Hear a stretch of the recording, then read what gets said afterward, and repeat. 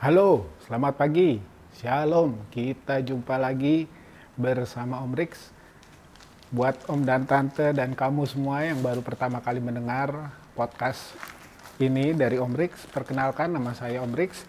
Om Rix setiap hari membawa berita senang, berita gembira, Om baca dari koran-koran cetak. Silahkan tinggalkan komen untuk setiap berita yang kita dengar hari ini. Om akan usahakan untuk membalas semua komen.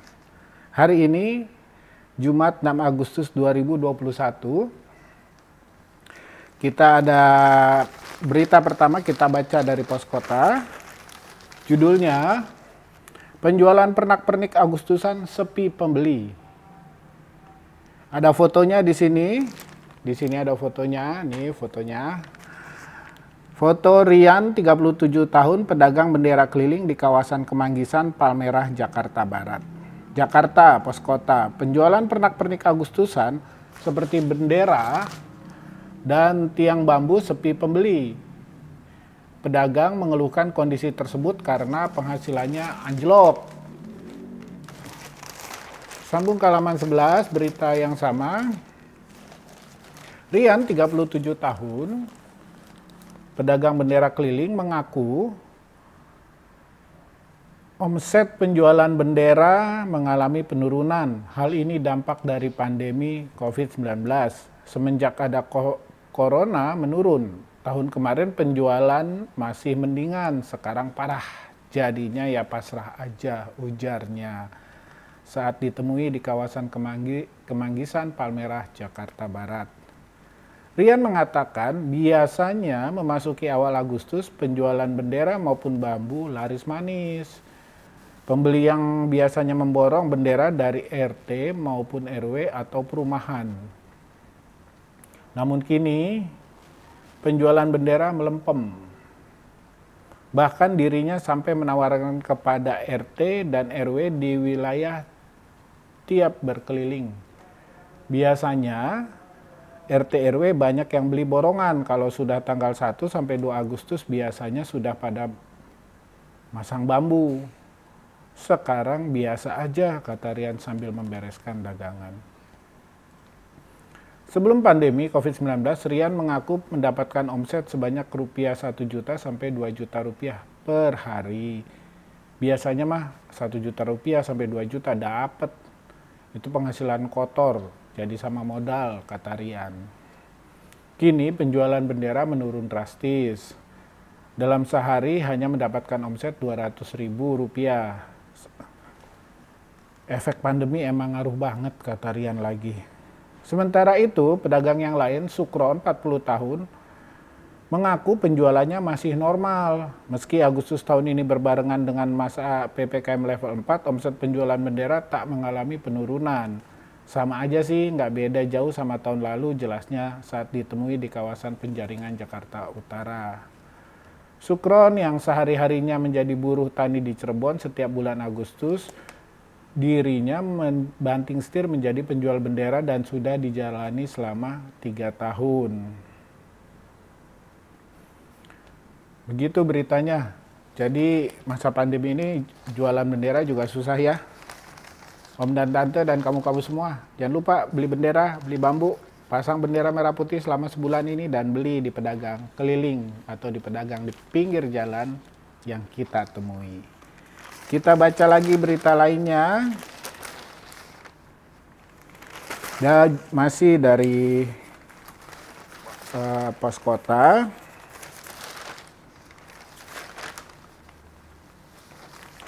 Ini tentang pedagang juga, pedagang warteg sekarang. Judul beritanya, pemilik warteg meringis pendapatan turun drastis. Dari Bekasi, pengusaha warteg di Jalan Raya Pasir Gombong, Cikarang Utara, Kabupaten Bekasi mulai cemas menyusul diperpanjangnya pemberlakuan pembatasan kegiatan masyarakat atau PPKM level 4 hingga 9 Agustus mendatang. Pemilik warteg Sri Mulya Nur Solihin mengaku saat awal terjadi pandemi tahun lalu pendapatan yang diperoleh tidak terlalu parah. hanya turun 30%. Namun dengan berlanjutnya pandemi COVID sampai sekarang, ia mengaku mulai merasa was-was.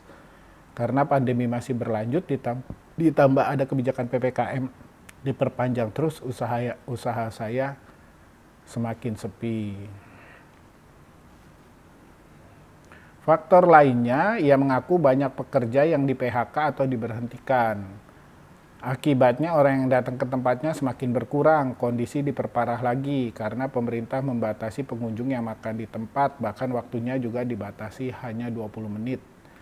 Akibatnya, ia mengaku banyak pengendara sepeda motor dan para driver ojol sudah jarang mampir ke wartegnya. Meski harganya murah, tetap saja warung sepi. Tuturnya dengan nada lirih. Begitu beritanya, penjual warteg juga sepi, penjual bendera sepi. Jadi, di manakah yang rame?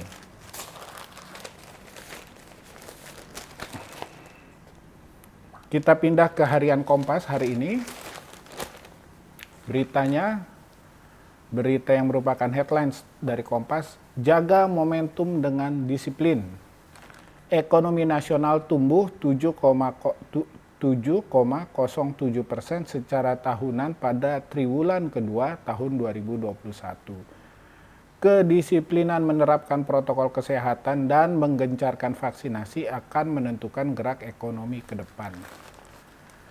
Data pertumbuhan ekonomi triwulan 2 2021 menandai kembalinya pertumbuhan positif setelah kontraksi sejak periode yang sama tahun lalu. Namun, tren pemulihan masih akan rentan gangguan, terutama terkait penanganan COVID-19. Badan Pusat Statistik mencatat ekonomi nasional tumbuh 7,07% secara tahunan pada triwulan 2 2021 dengan produk domestik bruto atau PDB atas harga berlaku rupiah 4.175,8 triliun. Berdasarkan komponen pengeluaran, konsumsi rumah tangga tumbuh 5,93%, ekspor tumbuh 31,78%, impor tumbuh 31,22%, investasi tumbuh 7,54%, dan konsumsi pemerintah tumbuh 8,06%. Menurut ekonom dari Fakultas Ekonomi dan Bisnis Universitas Indonesia, Khatib Basri, salah satu hal yang penting yang perlu dicermati ialah mobilitas masyarakat. Mobilitas kerap menjadi dilema bagi masyarakat, bagi pemerintah saat mobilitas masyarakat dilonggarkan, ekonomi bergerak. Namun kerap kali pelonggaran berujung pada peningkatan kasus COVID-19. Yang perlu dicari solusinya bagaimana mendorong ekonomi tetapi kasus COVID-19 tetap terkendali. Kuncinya disiplin, menerapkan protokol kesehatan, dan percepatan vaksinasi. Begitu beritanya. Di sini katanya ekonomi nasional tumbuh 7% triwulan kedua. Triwulan kedua itu berarti bulan April, Mei, dan Juni 2021. Oh, ada bulan puasa dan ada hari raya Idul Fitri. Tapi kok yang dagang bendera pada nggak laku ya, sama warteg sekarang nggak laku ya. Jadi kita tunggu nih, mudah-mudahan masih bisa tumbuh triwulan ketiga tahun ini. Beritanya di sebelah itu masih tentang Olimpiade Tokyo 2020. Ada foto headlines di sini, foto yang menggambarkan kepulangan dari tim atlet Indonesia di Olimpiade 2020. Di sini foto dengan caption, pasangan peraih medali emas Olimpiade Tokyo 2020, Apriani Rahayu di bagian depan dan Gracia Polii kedua dari kanan tiba di Bandara Internasional Jakarta Soekarno-Hatta di Tangerang, Banten. Kemarin hari Rabu tanggal 4 Agustus tengah malam. Selain Gracia dan Apriani, pebulu tangkis Anthony Ginting dan Pravin Jordan, lifter Rahmat Erwin Abdullah dan Nurul Akmal, petembak Vidya Rafika dan sprinter Lalu M. Zohri dan Alvin Tehu Peyori juga termasuk dalam kloter terakhir kontingen RI yang tiba di Tokyo. Jadi semua sudah tiba ya. Dan klasemen kita perolehan medali Indonesia di Tokyo, berarti kita udah nggak ada yang main lagi. Turun dibandingkan kemarin, sekarang kita peringkatnya turun ke 46. Indonesia dengan total medali 5. dari 1 emas, 1 perak, dan 3 perunggu. Ini udah nggak akan nambah lagi dari Indonesia. Jadi kalau klasemen bisa turun sebab negara lain masih banyak yang bertanding. Nah, berita tentang Olimpiade Tokyo ini ada judul dengan perhatikan pembinaan, jangan cuma bonus mencengangkan. Isinya, pemerintah pusat dan daerah, pihak swasta, dan pelaku usaha rintisan telah antre memberikan bonus khususnya bagi Greysia Apriani. Paling tidak ada 41 jenis bonus yang telah dijanjikan, diantaranya uang tunai, rumah, tanah, ternak, gerai usaha, beasiswa, telepon seluler, dan liburan gratis. Pemerintah pusat misalnya menjanjikan bonus 5 miliar untuk peraih emas. Menurut pengamat olahraga Fritz E. Simanjuntak, Greysia Apriani dan para peraih medali lainnya layak mendapatkan bonus melimpah itu. Mereka telah memberikan inspirasi yang luar biasa untuk bangsa dan negara kita, ujar Fritz. Akan tetapi, ia mengingatkan masih banyak atlet potensial di negeri ini yang belum mendapatkan dukungan memadai. Mayoritas dari mereka berlatih dengan fasilitas dan pembinaan seadanya. Fritz mencontohkan kondisi bekas tempat latihan Rahmat di kawasan Stadion Mato Angin, Sulawesi Selatan pada Oktober 2019. Tempat latihan berukuran sekitar 5 kali 5 meter itu amat memprihatinkan. Alat berat yang tersedia berkarat dan teknologinya tertinggal puluhan tahun. Namun dalam kondisi itu Rahmat masih bisa meraih medali perunggu di Olimpiade Tokyo. Begitu beritanya. Rahmat, luar biasa sekali kamu. Latihan pakai alat yang udah karatan masih bisa dapat medali perunggu. Jadi boleh juga kalau diperhatikan, kalau dikasih alat latihan yang lebih bagus, yang baru mungkin bisa medali emas ya. Tahun 2024 nanti, Olimpiade tahun 2024. Lanjutkan, tetap semangat. Ini ada berita lagi dari Kompas yang akan kita bacakan,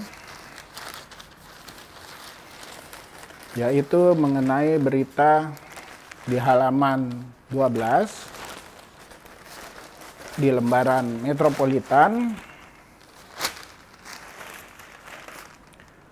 dengan judul Gagal Vaksinasi Karena NIK atau NIK Dipakai Orang Lain. Polisi menyelidiki temuan penggunaan nomor induk kependudukan orang lain untuk vaksinasi COVID-19. Hal ini terjadi di Tangerang Selatan dan Bekasi. Beritanya, penggunaan nomor induk kependudukan atau NIK milik orang lain untuk vaksinasi COVID-19 terjadi di Tangerang Selatan, Banten. Kepolisian Resor Tangerang Selatan akan memeriksa pengelola salah satu klinik di Serpong yang menjadi lokasi penyuntikan vaksin tersebut. Gagal vaksinasi COVID-19 karena NIK digunakan orang lain dialami oleh Yuni Trianita, 43 tahun, warga dengan KTP DKI Jakarta yang berdomisili di Cibitung, Kabupaten Bekasi. Yuni yang akan mendaftar untuk vaksinasi COVID di Jakarta justru mendapati keterangan sudah menerima vaksin dosis pertama di aplikasi Jakarta Kini dan Peduli Lindungi pada hari Minggu, tanggal 1 Agustus. Sertifikat vaksinasi di 2 layanan pemerintah tersebut menampilkan keterangan bahwa dirinya menerima vaksin Sinovac di Serpong pada hari Kamis. Kami akan cek ke klinik tersebut apakah ada kekeliruan dalam input data atau ada kesengajaan dalam penggunaan NIK tersebut, ujar Kepala Polres Tangerang Selatan Ajun Komisaris Besar Iman Imanuddin hari Kamis. Sebelumnya, warga Kabupaten Bekasi, Wasid Rahman, gagal mengikuti vaksinasi COVID-19 di Kabupaten Bekasi lantaran NIK sudah dipakai orang lain. Pemakai NIK itu merupakan seorang warga negara asing yang telah mengikuti vaksinasi COVID-19 di Tanjung Priok, Jakarta Utara. Demikian beritanya. Hebat juga ini orang-orang bisa memakai NIK orang lain. Salahnya di mana? Om sudah divaksin dan waktu Om vaksin Om harus bawa KTP asli dan fotokopi KTP. KTP asli kan ada NIK-nya. Apa nggak dicek itu ya? Bertanya-tanya juga kita. Tapi biarlah polisi yang mengurus, semoga memang orang-orang yang bandel-bandel itu bisa bisa diapain ya. Oke, masih tentang vaksin, tapi dalam kolom internasional ada judul,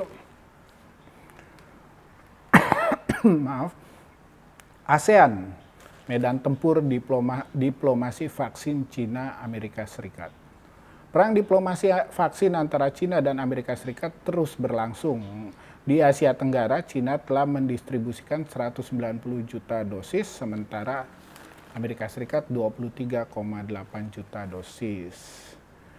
Menjelang pertemuan Menteri Luar Negeri Amerika Serikat, Antony Blinken, dengan para Menteri Luar Negeri Perhimpunan Bangsa-Bangsa Asia Tenggara atau ASEAN, diplomasi vaksin menjadi topik pembicaraan nomor satu. AS dan Cina sama-sama berusaha menempatkan diri sebagai penolong ASEAN dalam mengatasi pandemi COVID-19.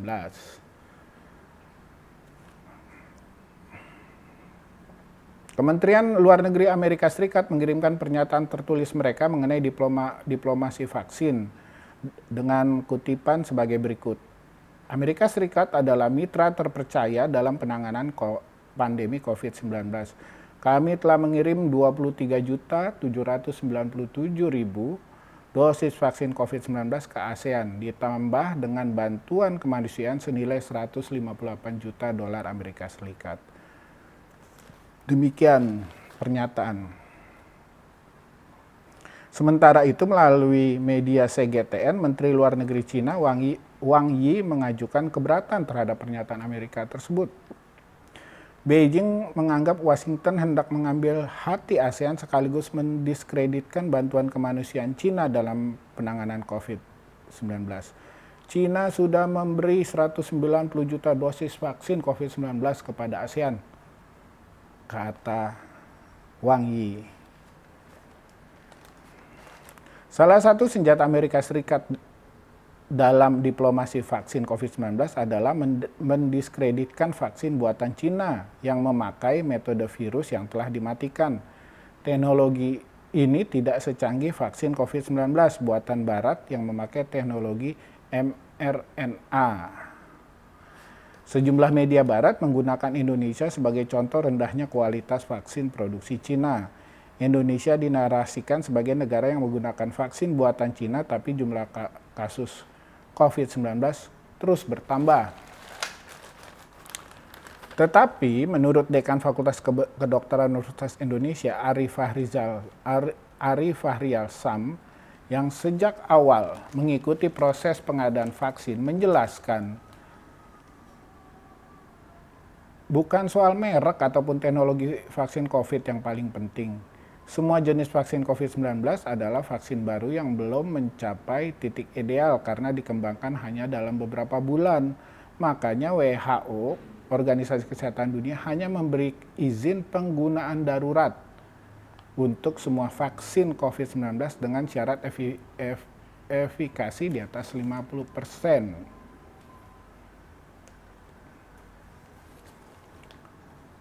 Apabila mencari vaksin yang ideal untuk kita, maksudnya untuk orang Indonesia, harapan ada di vaksin merah putih karena dikembangkan berbasis kondisi nyata perkembangan galur COVID-19 di Indonesia, kata Ari menutup berita. Apa yang mau dikomenin, jadi memang mau pakai vaksin apa aja, yang penting kita divaksin aja dulu. Oke, sampai kita menunggu kalau menurut Profesor Ari ini vaksin merah putih yang cocok dengan orang Indonesia. Semoga. Berita terakhir kita baca dari kilasan kawat sedunia di Tokyo. Berita dari Tokyo masih berhubungan dengan Olimpiade, berita ringan. Demikian beritanya, gara-gara berpose menggigit medali emas yang diraih tim softball Jepang di Olimpiade Tokyo 2020, wali kota Nagoya Takashi Kawamura dikecam warganet. Ini semua berasal dari acara perayaan kemenangan tim softball Jepang sehari sebelumnya. Di acara itu, pelempar tim softball Jepang, Miyu Goto, mengalungkan medali emasnya ke leher Kawamura. Selanjutnya, Kawamura melepas maskernya dan berpose menggigit medali. Gigit medali menjadi hal yang jamak dilakukan atlet saat menerima medali emas di podium juara. Di dinding latar tempat acara perayaan berlangsung menunjukkan gambar dan slogan kampanye disiplin protokol kesehatan. Sontak warganet mengecam Kawamura di media sosial. Ungkapan bahwa Kawamura telah mengubah medali emas Goto menjadi medali kuman menjadi trending topik. Kata kuman dan emas dalam bahasa Jepang memiliki pengucapan yang sama. Saya lupa posisi saya sebagai wali kota Nagoya dan bertindak dengan cara yang sangat tidak pantas. Saya sepenuhnya sadar bahwa saya harus merenungkannya, kata Kawamura dalam permintaan maaf yang disiarkan televisi. Om, kalau bukan atlet nggak usah gigit-gigit medali emas deh Om, atletnya aja yang gigit. Gitu berita kita hari ini. Om Tante semua, semoga hari ini Om Tante semua senang dan gembira dalam hidup, dan kamu juga semua hidup senang dan hidup gembira. Jangan lupa like, komen, dan subscribe supaya Om Rix bisa terus membaca berita-berita senang agar hidup kita senang dan gembira. Jempolan.